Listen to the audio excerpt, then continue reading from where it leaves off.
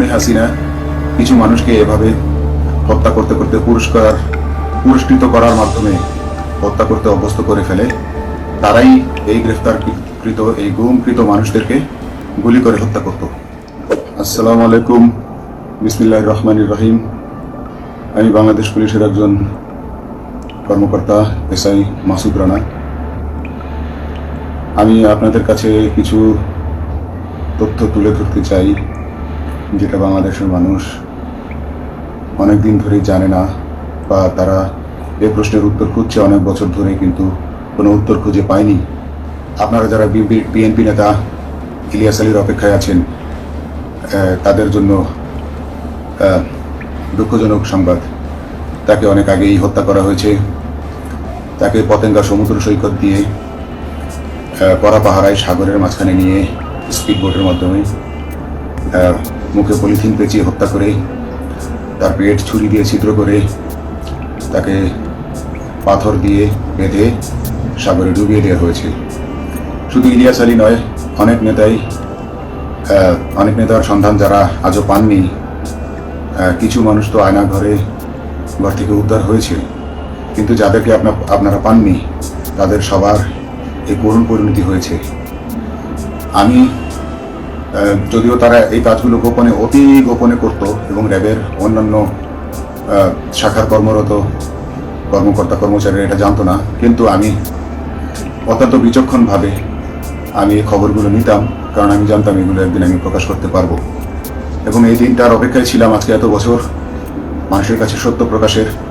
বাংলাদেশের মানুষ জানুক যে কারা খুনি, কারা এত মানুষকে খুন করেছে, এই দেশে ত্রাসের রাজত্ব কায়েম করেছে।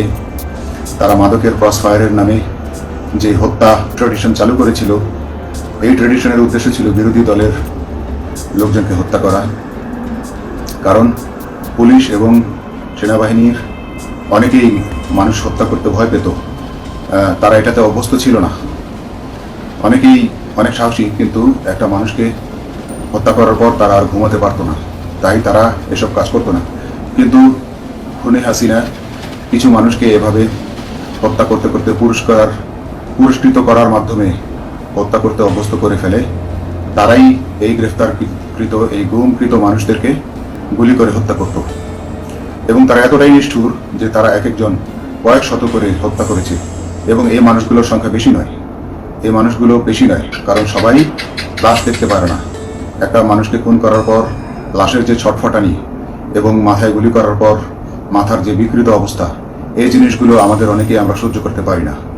তাই আমাদের মধ্য থেকে কিছু হায়নাকে বেছে নিয়ে তারা একটা টিম গঠন করে, তাদেরকে র্যাব সদর দপ্তরে বেনজির আহমেদ প্রতি মাসে পুরস্কার দিতে ডাকতেন। এবং প্রত্যেকটা র্যাবের বিভিন্ন শাখায় এরকম দু একজন রাক্ষস ছিল, যারা মানুষকে শুট করতো, গুলি করতো, হত্যা করতো এবং গুম করতো। তারা এখনো আছে। তাদেরকে আমি নতুন সরকারের কাছে দাবি জানাবো, তাদেরকে বের করতে হবে, তাদেরকে বিচারের আওতায় আনতে হবে। না হলে এত শহীদের বিনিময়ে যে ফ্যাসিবাদ থেকে, যে স্বৈর শাসন, যে খুনি হাসিনার হাত থেকে আমরা মুক্তি পেয়েছি, সেই মুক্তির প্রকৃত মূল্য আমরা পাবো না, প্রকৃত স্বাদ আমরা পাবো না।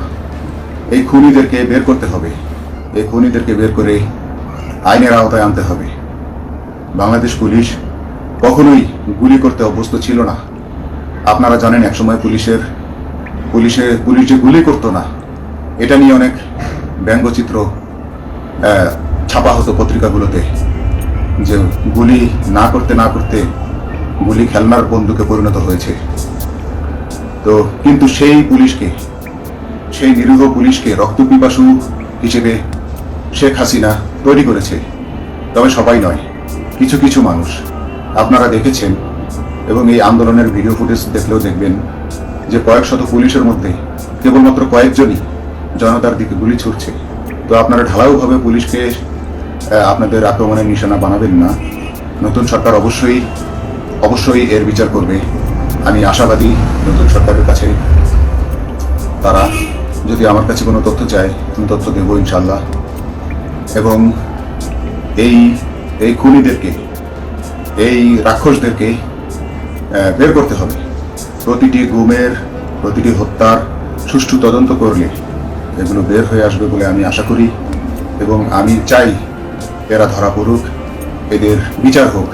না হলে এরা যুগে যুগে এই রাক্ষস যুগে যুগে রয়ে যাবে, আমাদের মাঝেই তারা লুকিয়ে থাকবে এবং যুগে যুগেই তারা মানুষের রক্ত পান করেই যাবে।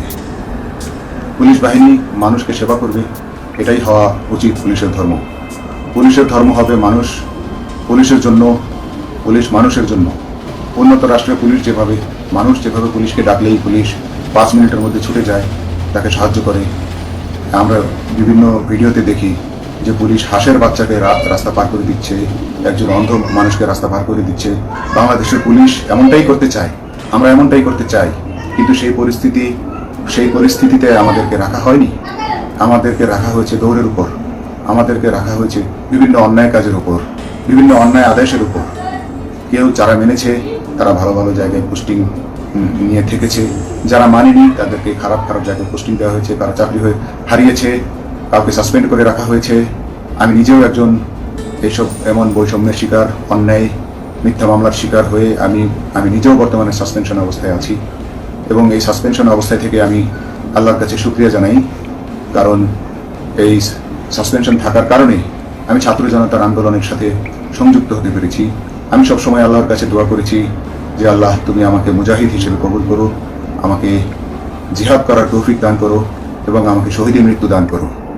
এবং আল্লাহ আমার দোয়া কবুল করেছেন। আমি ছাত্র জনতার সাথে এই জিহাদে অংশগ্রহণ করেছি, ছাত্র জনতা সফল হয়েছে। আমি গর্বিত, আমি এই আন্দোলনে একজন পুলিশ অফিসার হয়েও আমি অংশগ্রহণ করতে পেরেছি। তো যাই হোক, আমি চাইব যে বাংলাদেশ পুলিশের, র্যাবের যে সকল কর্মকর্তা অগণিত মানুষের গুম খুনের সাথে জড়িত ছিল তাদেরকে ধরা হোক, তাদেরকে আইনের আওতায় আনা হোক।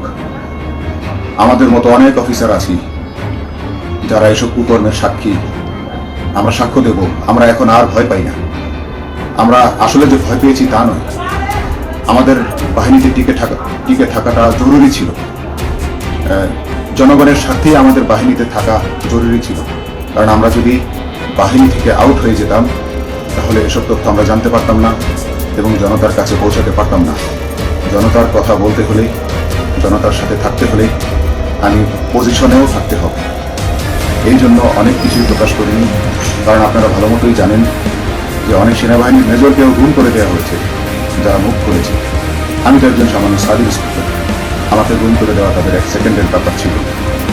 তো আমি এখন বিশ্বাস করি যে এখন সেই দিন, সেই কালো মেঘ সরে গেছে আকাশ থেকে, আকাশ মুক্ত হয়েছে, এই দেশ জালিমের শাসন থেকে মুক্ত হয়েছে। আল্লাহ তাআলা আমাদের উপর রহমত বর্ষণ করেছে। অগণিত মুসলিমের দোয়া আল্লাহ তাআলা কবুল করেছেন, অগণিত 18 কোটি মানুষের দোয়া আল্লাহ কবুল করেছেন। এইভাবে হঠাৎ করে 15 দিনের মধ্যে 15 বছর ধরে গড়ে ওঠা রাক্ষসের পতন ঘটা আল্লাহর রহমত ছাড়া, এক আল্লাহর রহমত ছাড়া এটা কখনোই সম্ভব।